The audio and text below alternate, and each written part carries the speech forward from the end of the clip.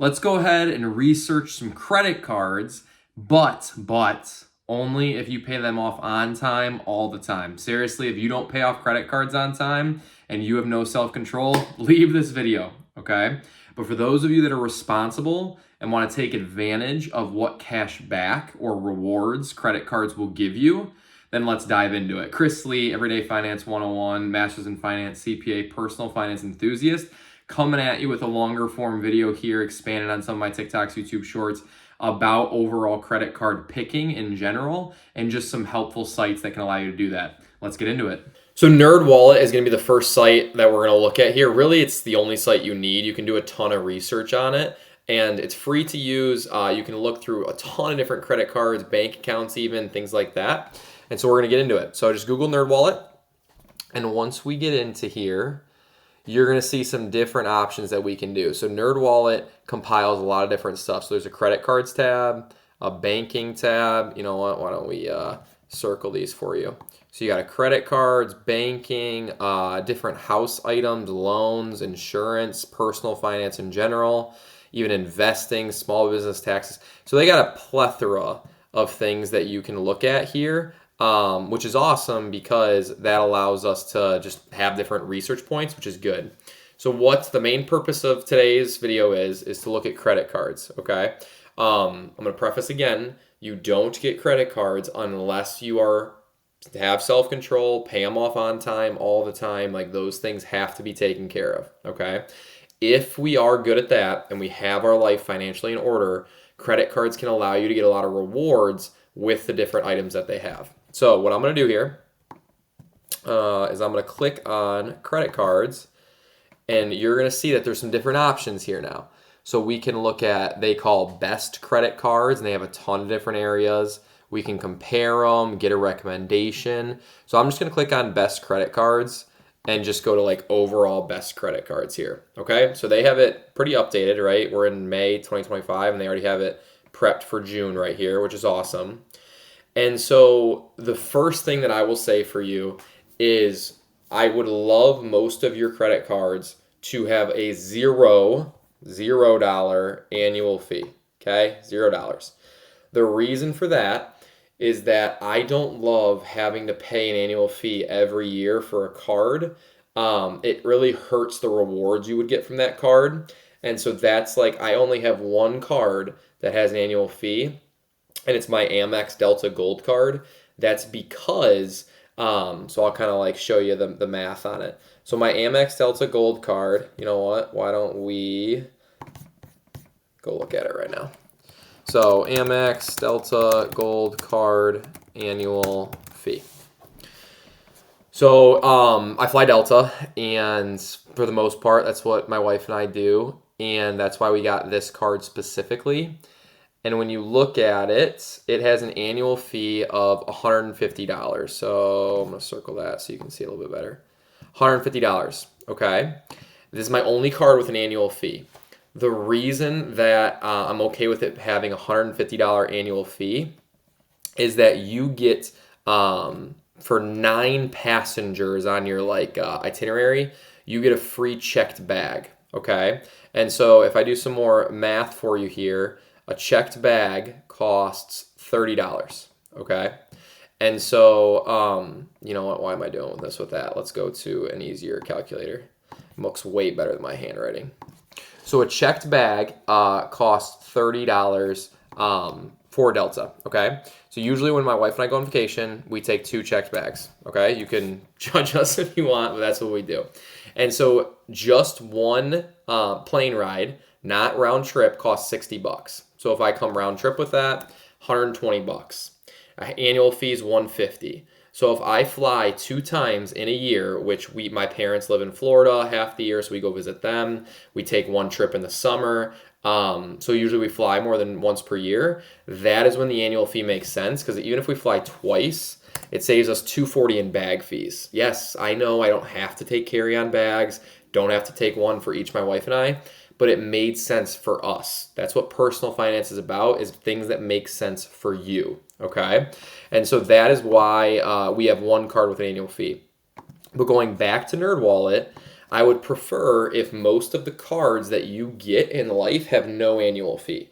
So all the other cards that we have no annual fee, so we don't have to make sure that we're paying something and then getting at least that in rewards. It's like not how we run our lifestyle financially, okay? So back at NerdWallet here, it's going to give us some recommendations.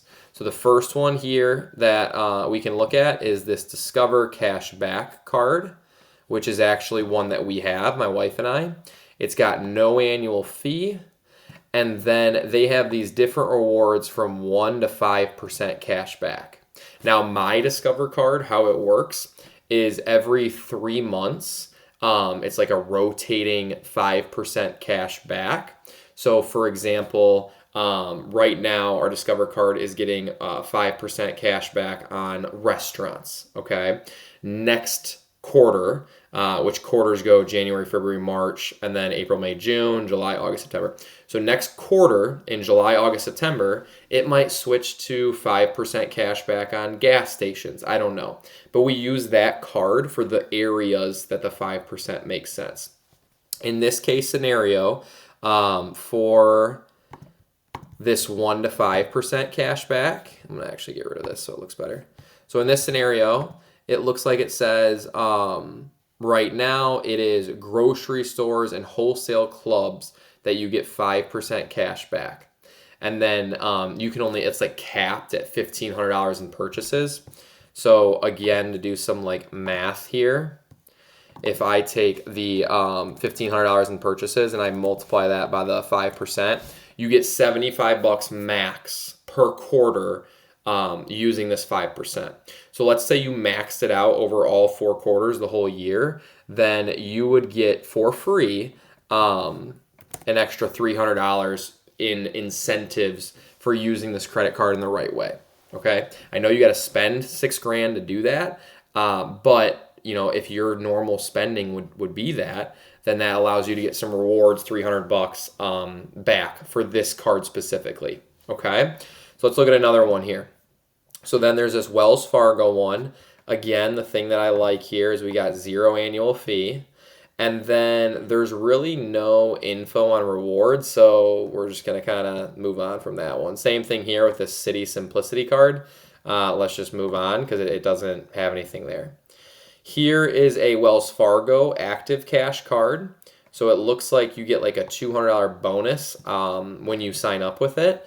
And then you get 2% cash back. So, okay, we have a Citi Double Cash card that gets 2% back on everything. So here is where you're trying to play the credit card game to the best of the ability. So let's just stick with the example we got here. So the Discover card, right, it earns 5% at grocery stores right now, okay? So right now, I'm using the Discover card for groceries. But if you spend other places, you know, on clothes or on entertainment or whatever, right, your other life stuff, you don't get 5% with Discover. You only get 1%. And so that is where a card, this is where like having multiple cards might make sense if you are responsible and pay them off on time. You are getting 5% up here on groceries, right? And then if you had this Wells Fargo card, you would get 2% on everything else. So if you, say, spent groceries here, okay, we're using this card, get 5% cash back. So again, to further the example here, if I take a calculator and I spend $100 on groceries, right, then I get $5 back. And then down here, if I spend another $100 on concert tickets, then I get 2% cash back, $2. I know it doesn't seem like a lot, and you're like, why would I go through the headache of this? It adds up. It really does. Between my wife and I and our annual spending, like we probably get at least a couple grand, probably $1,500 to $2,000 in credit card rewards. But again, we pay our credit cards off on time, all the time, and then we are financially responsible. So that's a big piece of it. So here's a case scenario where maybe having a Discover card and a Wells Fargo card might make sense. Now, to reiterate this as well, I did a video on just like your credit score overall. You want to make sure you understand how often to open up a card, how that affects your credit score, like all those things, because that is really important to understand. Okay, so go check out that video if you haven't. So now let's kind of keep moving down here. So then there's this Chase Unlimited Freedom card. We also do have this one. I don't have the Wells Fargo one, but I do have the Chase one. And so the Chase one has zero annual fee, which I love. Has a $200 sign-on fee, and it has this 1.5% to 5% cash back. And so when we look at that, if I pop it open, it says you get 5% back on travel, 3% on drugstores and dining and restaurants, and then 1.5% on all their purchases. So here's where we're getting deep in the weeds, right? Let's go back to our example. So let's say we have the Discover card, check, the Wells Fargo card, check, and the Chase card, check. We have 3 credit cards. Now this would take you about 6 years to open up because I only like opening up cards every 2 years or so. Regardless of that, we're just talking about the research. And so if I go ahead and I look at, get back to my cursor, grocery stores and wholesale clubs.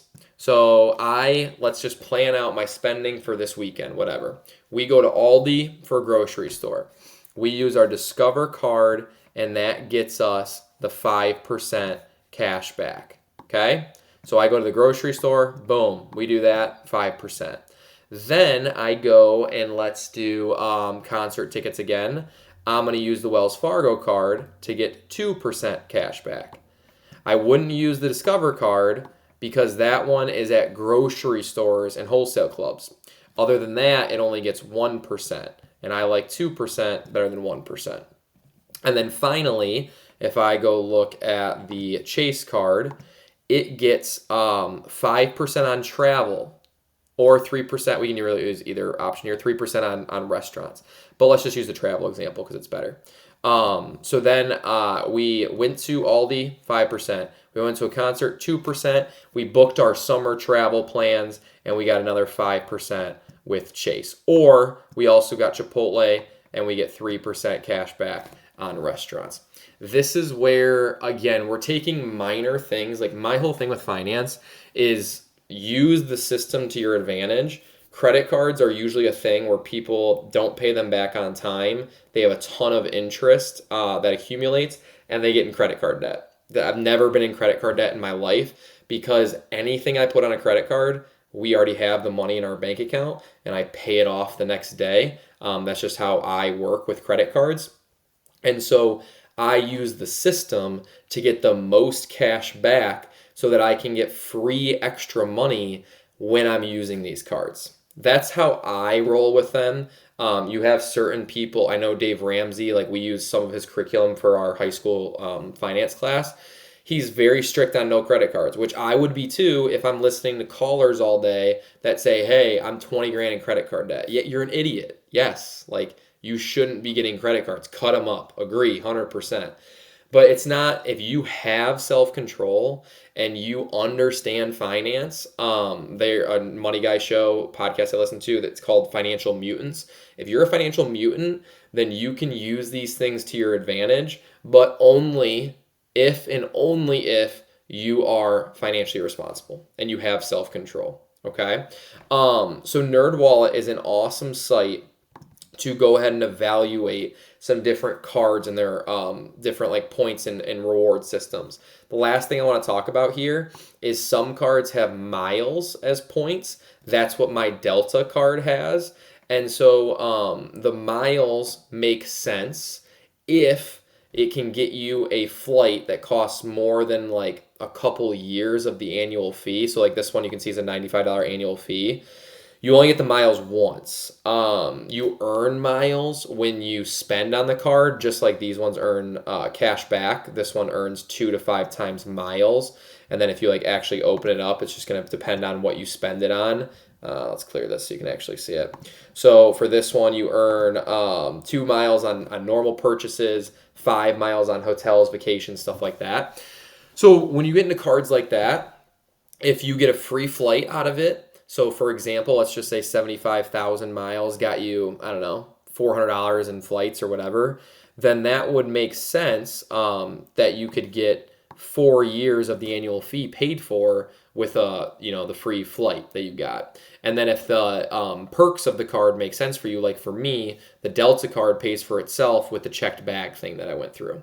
So credit cards, there's no right exact way to do them or right exact way that you should open up them in general. My thoughts with this is just to show you a website that can kind of go through some different credit cards, and you can see there's a ton of different stuff to look at here. You can get like a travel, let me just do that and that. You can get a travel card and kind of look at the different ones that they offer here. You can get some cash back cards that are the best cards. So there's a couple to look at. City Double Cash, we have this one right here. That's that 2% one that I talked about. So in general, if you are responsible, you can get credit cards. NerdWallet is an awesome site to look at to research some cards and just to know how it affects your credit.